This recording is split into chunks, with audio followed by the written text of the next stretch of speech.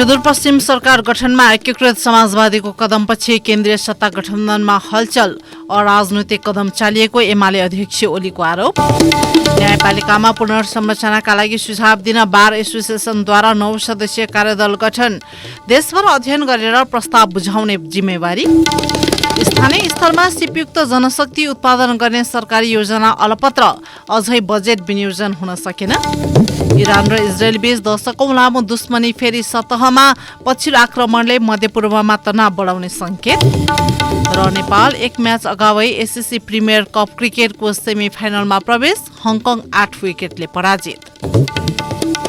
नमस्कार, कान्तिपुर डायरीका साथमा साथी नवीन र म पार्वता। समाचार अब विस्तारमा। नेपाली कांग्रेस सहितको गठबन्धन भत्किएर नयाँ सत्ता समीकरण बनेको 1 महिना पूरा भएको केही दिनपछि सत्ता गठबन्धनमा अर्को विवाद सुरु भएको छ। सत्तारूढ एकीकृत समाजवादीले सुदूरपश्चिम प्रदेशमा नयाँ मुख्यमन्त्रीका लागि कांग्रेस सहितको गठबन्धनमा सहभागी हुँदै नागरिक उन्मुक्ति पार्टीका सांसदलाई समर्थन जनाएपछि गठबन्धनमा विवाद भएको हो। विकसित घटनाक्रमसँगै नेताहरूको अभिव्यक्ति हेर्दा सत्ता गठबन्धन सङ्कटतर्फ उन्मुख हुने संशय समेत प्रकट हुन थालेका छन्। एक रिपोर्ट। सुदूरपश्चिम प्रदेशमा नयाँ सरकार बनाउने विषयमा एकीकृत समाजवादीले केन्द्रीय गठबन्धन भन्दा विपरीत कित्तामा सहभागी भएपछि सत्ता समीकरणमाथि आशंका बढाएको देखिन्छ। एकीकृत समाजवादीको कदममाथि प्रश्न उठाउँदै सत्तारूढ एमालेका अध्यक्ष केपी शर्मा ओलीले सुदूरपश्चिम प्रदेश सरकार गठनको विषयमा सो पार्टीले अराजनैतिक कदम चालेको टिप्पणी गरेका छन्। पार्टीको संसदीय दलको बैठकमा बोल्दै ओलीले नागरिक उन्मुक्ति पार्टीका सांसदलाई मुख्यमन्त्रीमा समर्थन गरेर एकीकृत समाजवादीले गठबन्धनलाई अप्ठ्यारो पार्न खोजेको बताए। उनले भने राजनीतिक प्रवृत्ति बहुतै हाबी भयो। हिजो मात्रै एस भन्ने पार्टी छ एउटा, त्यस पार्टीले हामीसँग हुँदा पहिलो कार्यकाल नागरिक उन्मुक्तिलाई दिन नसक्ने, हामी भन्दा पृथक हुने हो भने अर्को गुटबाट जाने र कांग्रेससँग नजिक भएर कांग्रेसलाई जिताउने हिसाबले जाने हो भने, यो समीकरणलाई कमजोर बनाउने, यसलाई असफल बनाउने हो भने नागरिक उन्मुक्तिलाई पहिलो कार्यकाल दिन पनि सक्छ अथवा निशुल्क सेवा पनि नागरिक उन्मुक्तिको गर्न सक्छ भनेर हिजो मात्रै मुख्यमन्त्रीको दाबी गर्ने कुरा र त्यसमा एकीकृत समाजवादी त्यसले त्यस प्रकारको अराजनैतिक निर्णय। सुदूरपश्चिम सरकारको नेतृत्व आफूहरूले पाउनुपर्ने दाबी गरिरहेको एकीकृत समाजवादी यसले नागरिक उन्मुक्ति पार्टीका सांसद लक्ष्मण किशोर चौधरीलाई मुख्यमन्त्रीमा समर्थन गरेपछि गठबन्धनलाई झस्काएको छ। गत महिना केन्द्रीय गठबन्धनमा एमाले, माओवादी केन्द्र र एकीकृत समाजवादी सहभागी भएपछि वामपन्थी एकतातर्फ उनीहरू जान सक्ने अपेक्षा गरिएको थियो। तर एकीकृत समाजवादीको पछिल्लो निर्णयबाट रुष्ट भएका ओलीले वामपन्थी एकताका नाममा मुलुक अघि बढ्न नसक्ने समेत बताए। आज वामपन्थीका नामको एकता, यो वामपन्थी एकता भन्ने कुराले न सरकार बन्छ न देश चल्छ। यो भ्रम पाल्न हुँदैन कि यस्ता तत्त्वहरूसँग पार्टी बलियो हुन्छ, पार्टी विस्तार गरेर बलियो हुन्छ, पार्टीलाई विकास र विस्तार सुदृढ बनाउनुपर्छ। एमाले अध्यक्ष ओलीको अभिव्यक्तिले गठबन्धनभित्र समस्या बढाएको र एकीकृत समाजवादीसँग दूरी बढ्न सक्ने संकेत देखिएका छन्। यता एकीकृत समाजवादीका नेताहरूले भने शीर्ष नेतासँग भएको सहमति अनुसार अघि बढ्नुपर्ने बताएका छन्। सो पार्टीका उपमहासचिव प्रकाश ज्वालाले भने सुदूरपश्चिम प्रदेशको मुख्यमन्त्री हाम्रो पार्टीलाई दिने भन्ने सहमति भएको थियो पहिले शीर्ष नेताहरूको बीचमा। प्रधानमन्त्री एकता एमालेका अध्यक्ष, हाम्रो पार्टीका अध्यक्षको बीचमा एउटा सहमति भएको थियो। पछिल्लो समयमा त्यो सहमति लागू हुनुपर्छ भन्ने हाम्रो भनाइ हो। सुदूरपश्चिममा उत्पन्न विवादको प्रत्यक्ष असर केन्द्रीय गठबन्धनमा पर्ने निश्चित छ। एमाले, माओवादी सहितका दलले नागरिक उन्मुक्तिकै अर्का नेता कैलाश चौधरीलाई समर्थन गरेका छन्। दुई सांसदले मुख्यमन्त्रीमा दाबी गरेकाले प्रदेश प्रमुखले मुख्यमन्त्री नियुक्त गरिसकेका छैनन्। यस्तो अवस्थामा दलहरू कसरी अघि बढ्छन् भन्ने चासो देखिएको छ। एकीकृत समाजवादीका उपमहासचिव ज्वालाले सहमति लागू भएपछि सुदूरपश्चिममा देखिएको किचलो समेत सुल्झिने बताए। सुदूरपश्चिमका सन्दर्भमा जुन सहमति भएको थियो त्यो लागू हुनुपर्छ, कतिपय प्राविधिक कुराहरू मिलाउनु पर्छ। हाम्रा साथीहरू फरक ढङ्गले जान खोज्नुभयो कि भन्ने छ, उहाँहरू फेरि आफ्नो लाइनमा आउनुहुन्छ। अहिलेकै समस्यालाई समाधान गर्नुपर्छ। एकीकृत समाजवादीले वर्तमान सत्ता गठबन्धनमा सामेल भएपछि सुरुदेखि नै सम्मानजनक हैसियत हुनुपर्ने बताउँदै आएको छ। 10 सिट भएको एकीकृत समाजवादीले चाल्ने कदमले प्रधानमन्त्री पुष्पकमल दाहाल नेतृत्वको सरकारको भविष्य निर्धारण गर्ने भएकाले अहिले देखिएको विवाद मिल्न नसक्दा गठबन्धन संकटतर्फ उन्मुख हुन सक्ने विश्लेषण भएका छन्। रेडियो कान्तिपुरका लागि तारा ढकाल।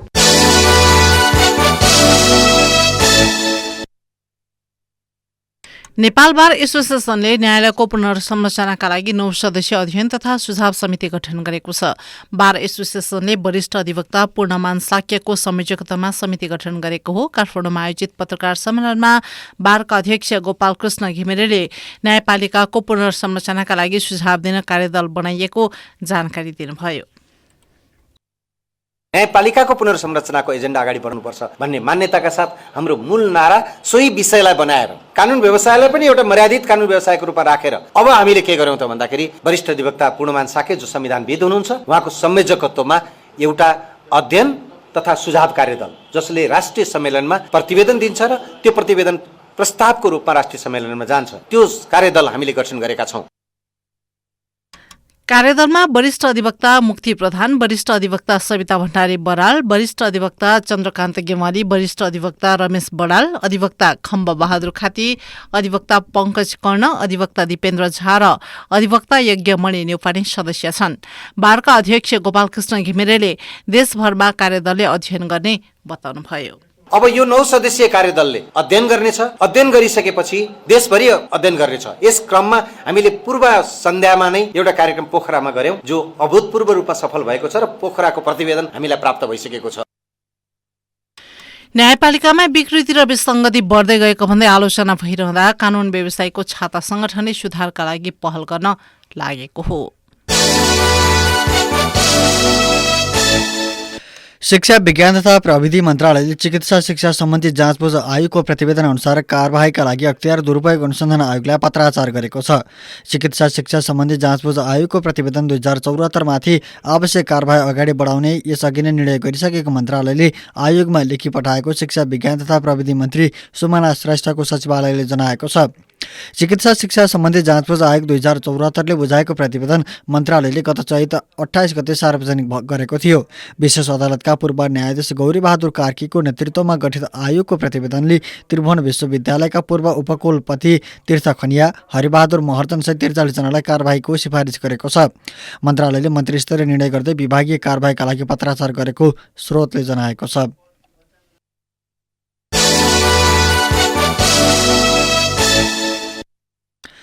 कान्तिपुर डायरीमा अब ब्रेकको पालो। ब्रेकपछि कान्तिपुर डायरीमा अब बाँकी प्रसङ्ग। सुरुमा कान्तिपुर सविस्तार।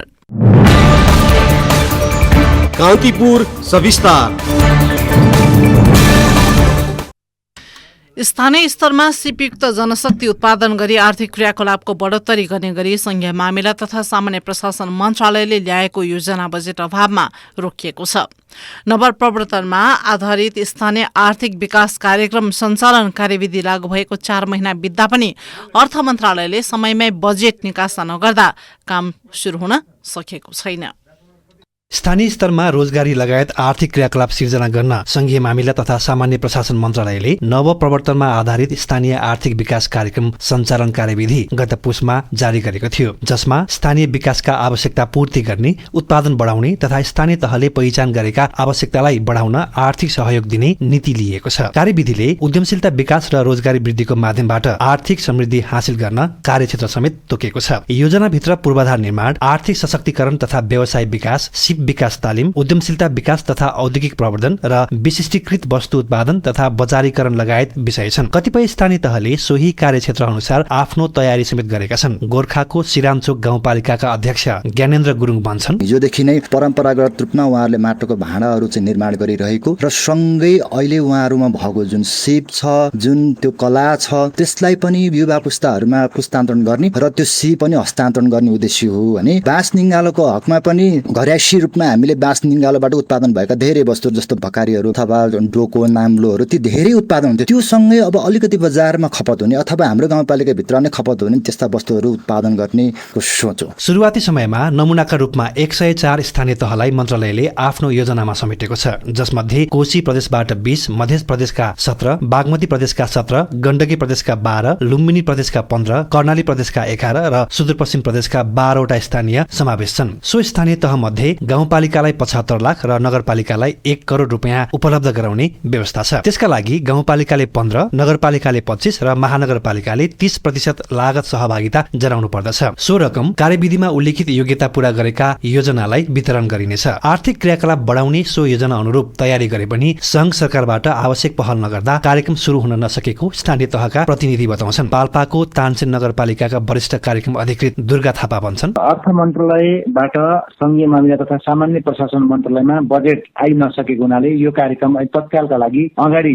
नबढाउन भनेर अनौपचारिक सुझाव दिएको अवस्थाले अहिले यो कार्यक्रम बन्न सकेको छैन। हामीले आर्थिक विकास अन्तर्गत स्थानीय युवाहरूलाई रोजगार दिने, यहाँ उद्यमहरू सिर्जना गर्ने, यहाँका चाहिँ उत्पादनहरूलाई प्रवर्धन गर्ने, बजारीकरण गर्ने र बाह्य उत्पादनलाई चाहिँ निरुत्साहित गर्ने गरी विभिन्न कार्यक्रम अगाडि बढाउने क्रममा हामी थियौँ। तर हामी अहिले बजेट प्राप्त हुन नसक्दाखेरि अगाडि बढ्न नसकेको अवस्था छ। व्यवसाय विकास तथा नवप्रवर्तनमा आधारित कार्यक्रम प्रस्तावना स्वीकृत भएकालाई स्थानीय तह मार्फत निश्चित रकम प्रदान गरिन्छ, जसका लागि मान्यता प्राप्त संस्थाबाट सिप विकास सम्बन्धी तालिम लिएको, सम्बन्धित परियोजनालाई कम्तीमा 3 वर्ष निरन्तरता दिने प्रतिबद्धता गरेको लगायतका मापदण्ड तोकिएका छन्। मापदण्ड पूरा गरेकालाई 2 देखि 5 लाखसम्म अनुदान दिइनेछ। त्यस्तै स्थानीय तहले आफ्नो क्षेत्रभित्र अभ्यास भएका मौलिक सिप प्रवर्धनका लागि आफैले पाठ्यक्रम विकास गर्न पनि सक्नेछन् र सो सिप प्रवर्धनमा तोकिए भन्दा कम व्यक्ति सहभागी भएमा अन्य स्थानीय तहमा समेत समन्वय गरेर सहभागिताको संख्या बढाउन समेत सकिनेछ। तर संघ सरकारले समयमै पहल नगर्दा योजना केवल कागजमै सीमित हुने आशंका गरिएको छ। सरकारले भने योजनाका लागि बजेट विनियोजन गर्ने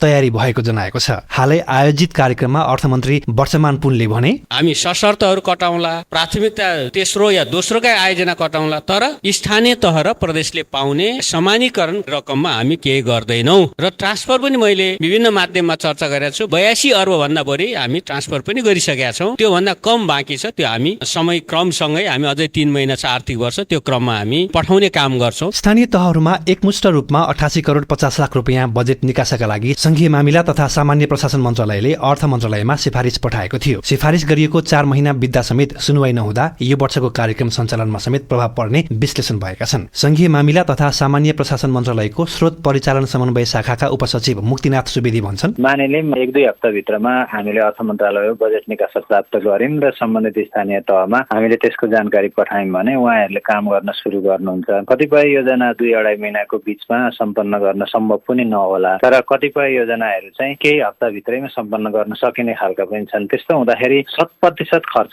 नभए पनि एउटा लिमिटसम्म जस्तो 75-80% सम्म खर्च गर्यौं भने पनि त्यो राम्रै नै खर्च हुन्छ र त्यतिसम्म चाहिँ हुन सक्छ जस्तो लाग्छ। तर यो पनि कन्डिसनल। संघीय मामिला मन्त्रालयले यो वर्षदेखि कार्यक्रम सुरु हुने गरी कार्यविधि जारी गरेको हो। कार्यक्रमबाट सिर्जना भएको रोजगारी संख्या, थपिएका नयाँ उद्योगको संख्या, श्रमका लागि विदेश जाने अध्यक्ष जनशक्तिको संख्या, स्थानीय बासिन्दाको आर्थिक हैसियत बढाउन गरेको योगदान, सिपमा स्थानीय आत्मनिर्भरता, वस्तु सेवामा स्थानीय आत्मनिर्भरता लगायत 17वटा मापदण्डलाई प्रभावकारिताको रूपमा हेरिनेछ। रेडियो कान्तिपुरका लागि सम्बन्धित जिल्लाका सहकर्मीको सहयोगमा रमेश दुलाल।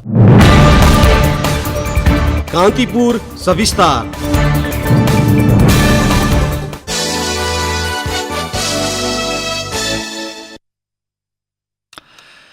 वैवाहिक बलात्कारको आरोप लागेका निलम्बित जिल्ला न्यायाधीश भवन गिरीले आज काठमाडौँ जिल्ला अदालतमा आत्मसमर्पण गरेका छन्। सर्वोच्च अदालतले गत चैत 21 गते वैवाहिक जबरजस्ती करणीको आरोप लागेका न्यायाधीश गिरीलाई थुनामा राख्न आदेश दिएको थियो। सर्वोच्चको आदेशपछि न्यायाधीश गिरीले आफै उपस्थित भएर आत्मसमर्पण गरेका हुन्। चैत 21 गते सर्वोच्च अदालतका न्यायाधीश द्वय हरिप्रसाद फुयल र तिलप्रसाद श्रेष्ठको संयुक्त इजलासले जिल्ला अदालत काठमाडौँ र उच्च अदालत पाटनको आदेश बदर गर्दै बलात्कार आरोपित गिरीलाई थुनामा पठाउन आदेश दिएको थियो। गिरी पत्नी आरती रावलले आफूलाई बन्धक बनाएर कुटपिट, घरेलु हिंसा, यौन शोषण र हिंसा गरेको भन्दै रावलले पति विरुद्ध मुद्दा हालेकी थिइन्।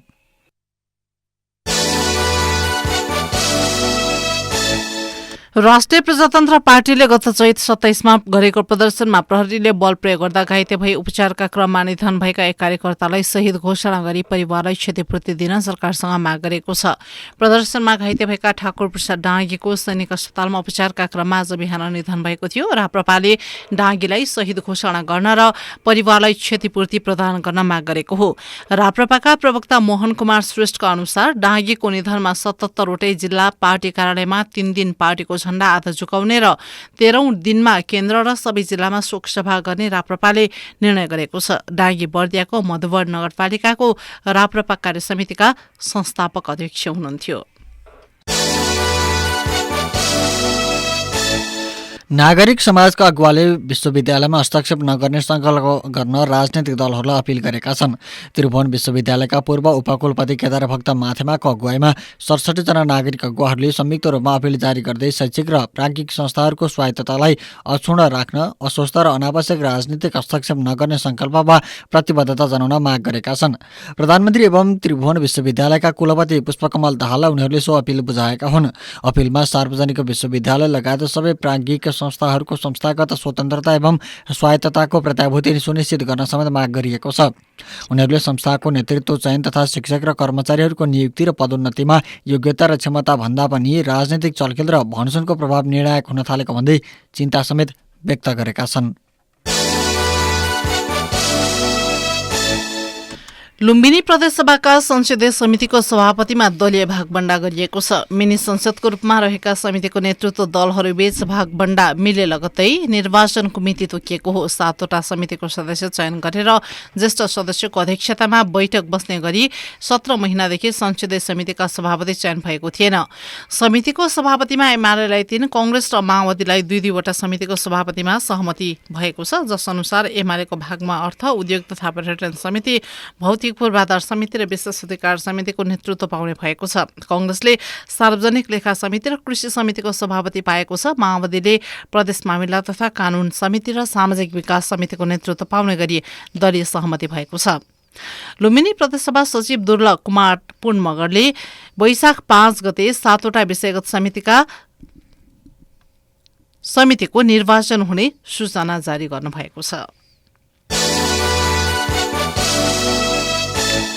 वैदेशिक रोजगारमा आकर्षक तलबको प्रलोभन देखाई विभिन्न देश पठाइदिन्छु भन्दै ठगी गरेको आरोपमा 3 जनालाई प्रहरीले पक्राउ गरेको छ।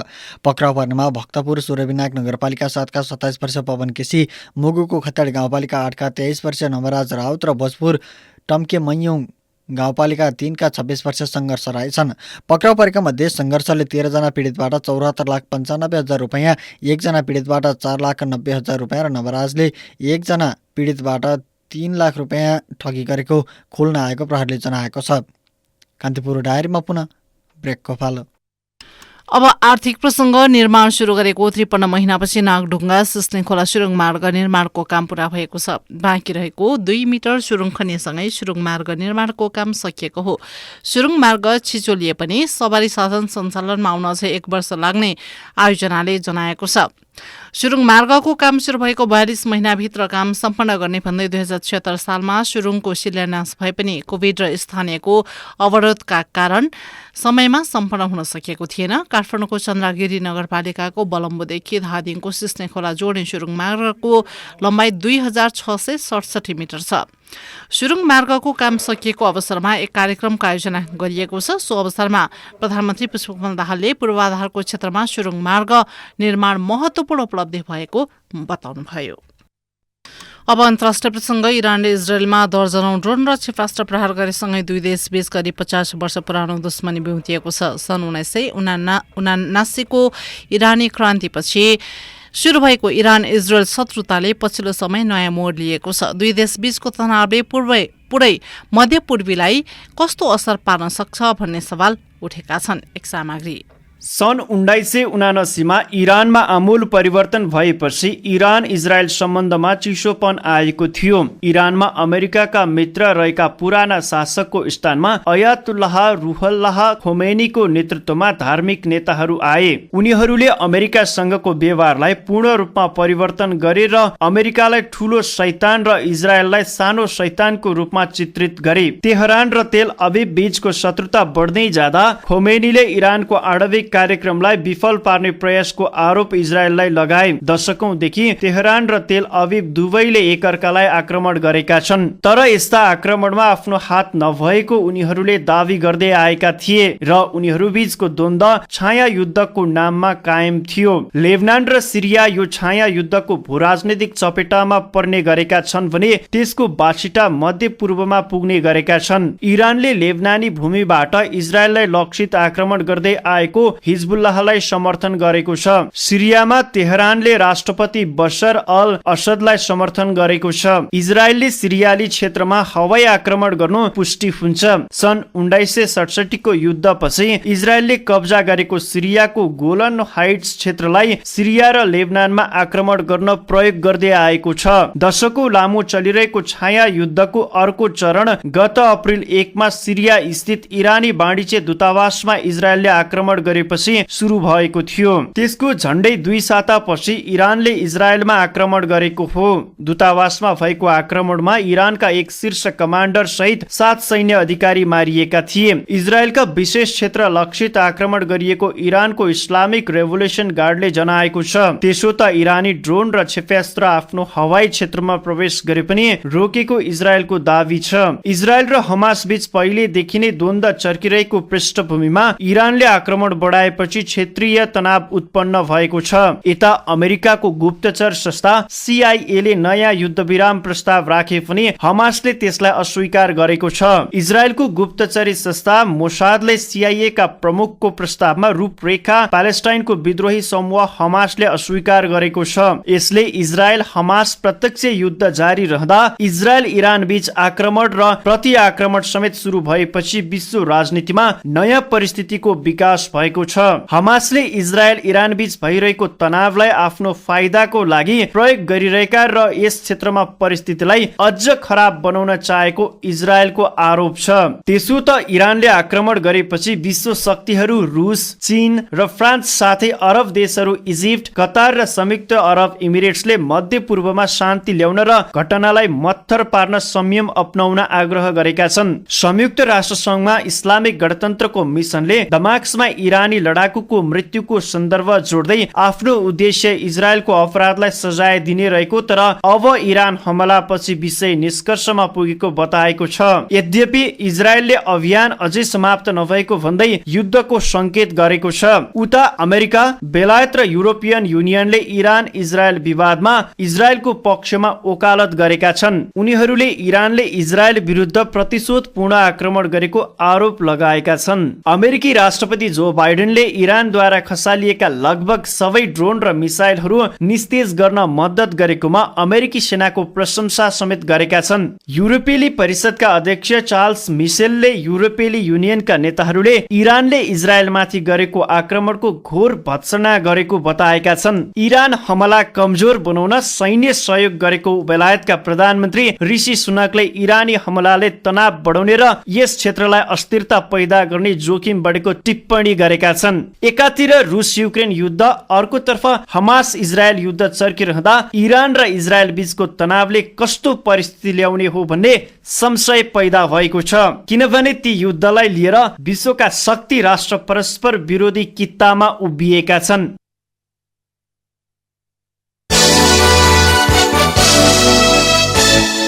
अब खेल प्रसङ्ग। नेपाल एसएससी पुरुष प्रिमियर कप क्रिकेटको सेमिफाइनलमा पुगेको छ। समूह चरणको तेस्रो खेलमा आज हङकङलाई पराजित गरेपछि नेपाल 1 खेल अगावै अन्तिम 4 मा पुगेको हो। लगातार 3 जितपछि 6 अङ्कसाथै नेपाल समूह ए को अङ्क तालिकाको पहिलो स्थानमा छ। 2 खेल खेल्न बाँकी रहेको साउदी अरेबिया 2 अङ्कसाथ रन रेटका आधारमा दोस्रो स्थानमा छ। समूहका अन्य टोली मलेसिया, कतार र हङकङले 3 खेलबाट 2-2 अङ्क मात्र जोडेका छन्। यो अवस्थामा उनीहरूको नतिजाले नेपाललाई पछाडि पार्न सक्ने अवस्था देखिँदैन। नेपालले ओमानको अल अमेरात क्रिकेट मैदानमा आज हङकङलाई 8 विकेटले पराजित गर्यो। हङकङले दिएको 115 रनको लक्ष्य नेपालले 13औं ओभरमा 2 विकेटको क्षतिमा भेटाएको हो। नेपालको जितमा ओपनर कुशल भुर्तेलले 32 तथा आसिफ शेखले 40 रन बनाए। त्यस्तै तेस्रो नम्बरमा ब्याटिङमा आएका कप्तान रोहित कुमार पौडेलले नट आउट रहँदै 25 र सन्दीप जोराले 19 रन बनाएका थिए। त्यसअघि हङकङले 17.5 ओभरमा अल आउट हुँदै 114 रन बनाएको थियो। सुक्रममा नेपालका अविनाश बोहराले 3, ललित राजवंशी र दिपेन्द्र सिंह ऐरीले समान 2-2 विकेट लिए। हवस् त यिनै प्रसङ्गसँगै कान्तिपुर डायरीको यो बुलेटिन यही सकिन्छ। राति 9 बजे हामी कान्तिपुर डायरीका साथमा उपस्थित हुनेछौँ। अहिले